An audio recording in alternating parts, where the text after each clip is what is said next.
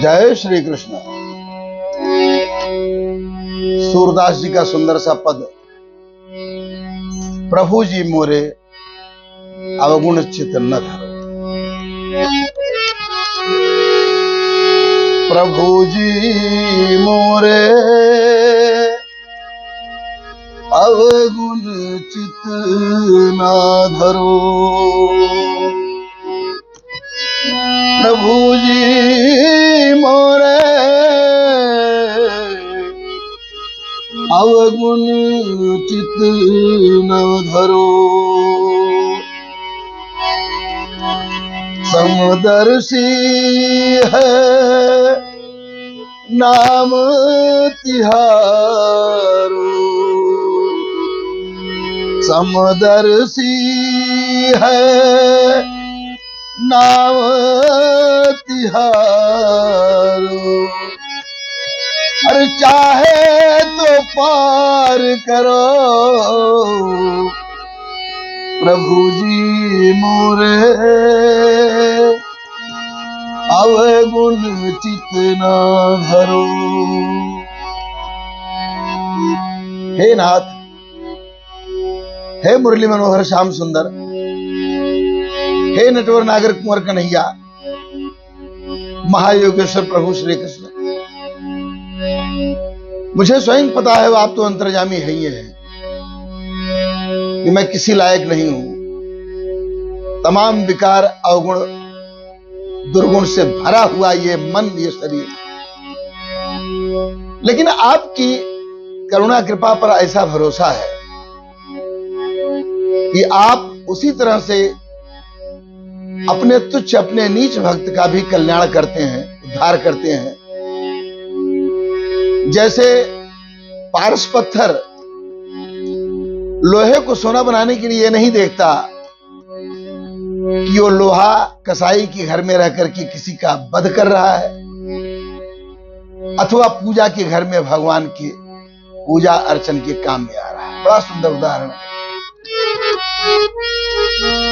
अरे एक लोहा पूजा में लागत, एक लोहा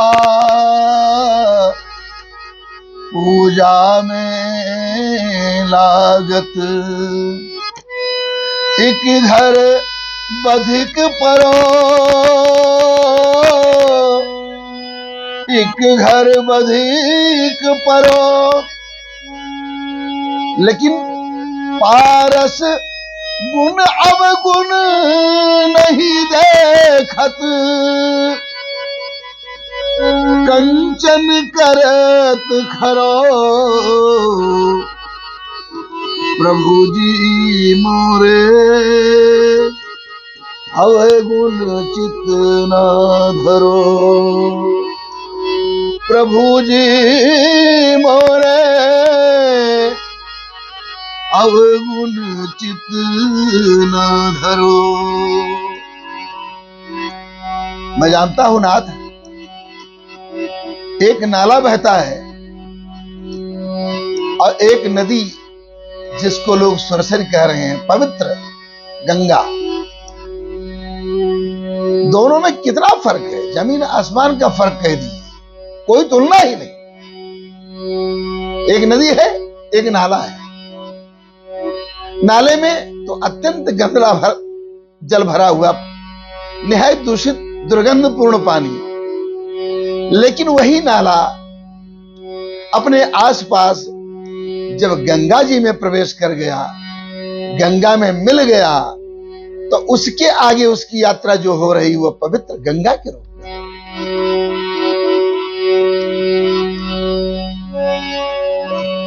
जो कहा गया है कि शुचि और अशुचि, शुचि और अशुचि सतत जल बहई, लेकिन सुरसर को न अपावन कही।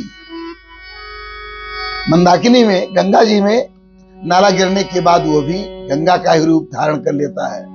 तो नाथ इतना ही ख्याल रखिएगा। एक नदिया एक नार कहावत, एक नदिया एक नार कहावत, मैलो ही नीर भरो, मैलो ही नीर भरो। अरे जब दो मिली एक हुए, तब सुरसरी नाम धरो। प्रभु जी मेरे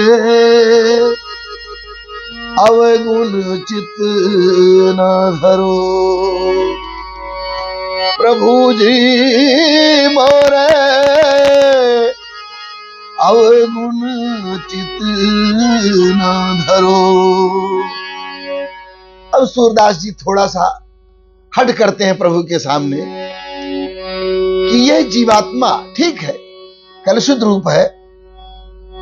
मुंडक में और छांदोग्योपनिषद में भी यह है, द्वासुपर्णा सयुजा से खाया, समानम वृक्षम परिसुजाते, तयोरन्य पिप्पलम स्वादवत, अनशनन अन्यो अभिचाकसी। और समाने वृक्षे पुरुषो निमग्नो, अनीशया शोचित मुह्यमानः, जुष्टम यदा पश्यति अस्य रूपम, जुष्टम यदा पश्यति रुक्मवर्णम अस्य महिमानम इति वीत शोका। कहा गया कि एक जीव है, एक ब्रह्म है।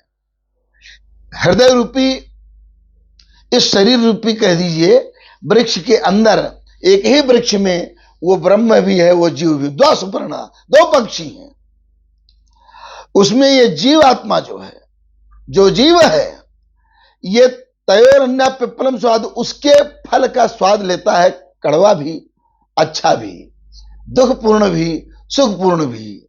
लेकिन दूसरा जो आत्म तत्व, शुद्ध आत्म तत्व है, निर्विकार, एक अनीह अरूप अनामा अज सच्चिदानंद परधामा, वो वाला स्वरूप, तो वो अनशनन अन्यो अभिचाकसी, वो उस फल का अच्छा या बुरा, कड़वा या मीठा, अथवा पाप युक्त या पुण्य युक्त, उस फल का वो उपभोग नहीं करता, सिर्फ दृष्टा बन करके देखा करता है। समाने वृक्षे पुरुषों निमग्नो, अन्य सोचित मुहिमाना, वो अत्यंत मोह से ग्रस्त वो मनुष्य, वो जो जीव है, जीवात्मा जो है, वो निरंतर अपने आप को, जिसको कह सकते हैं कि स्वामी विहीन, असहाय, निर्बल पाता है। लेकिन उपनिषदकार कहते हैं कि जुष्टम यदा पश्यत रुकुम्बर्णम अस्य महिमानम इति बीज। लेकिन जब उसको अपने मूल स्वरूप का ज्ञान हो जाता है और उसकी महिमा का ज्ञान हो जाता है, तो इति बीज शोका, तो जान लीजिए उसके सारे शोक, सारी चिंता, सारा कष्ट मिट जाता है। इतना आसान है ये जीवन और इतना क्लिष्ट है ये जीवन। जितना जिंदगी वरदान है तो जिंदगी अभिशाप है, कुछ पलों का पुण्य है तो कुछ क्षणों का पाप है। तो इतना ही सुंदर अथवा इतना ही नारकी ये जीवन है। बस ईश्वर की कृपा अगर है तो सुखमय है, और ईश्वर की कृपा से वंचित शुद्ध रूप से भौतिक जीवन में सना हुआ माया सिक्त ये जीव, तो वो तो फिर परेशान ही रहेगा ना। सूरदास जी विवाद करते हैं भगवान से कि एक जीव एक ब्रह्म कहावत,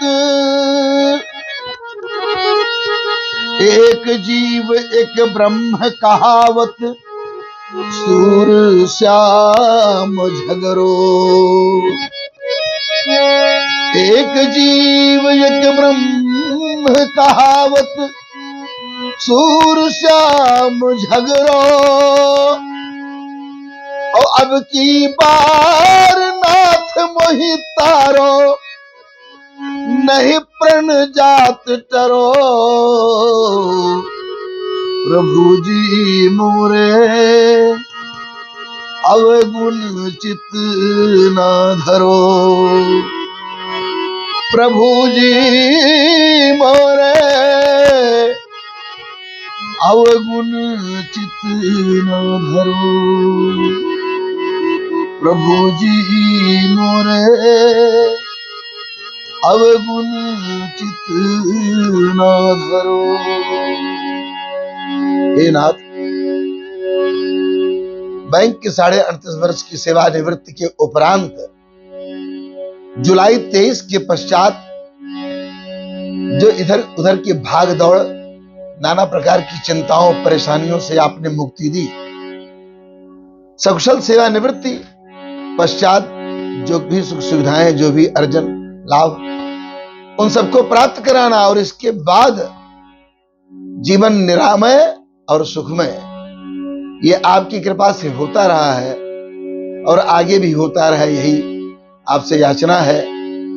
हम तो आपको अपने प्रयास से नहीं भूलना चाहते हैं, फिर भी निवेदन यही है प्रभु कि चाहे मैं भूलूं तो भूलूं, मोहन तू मत मुझको भूल। चाहे मैं भूलूं तो भूलूं, कन्हैया तू मत मुझको भूल। सांवरे तू मत मुझको भूल। अब इस बिंदु जी के पावन भजन, इस सुंदर भजन का गायन आगे होगा। तब तक के लिए जय श्री कृष्ण।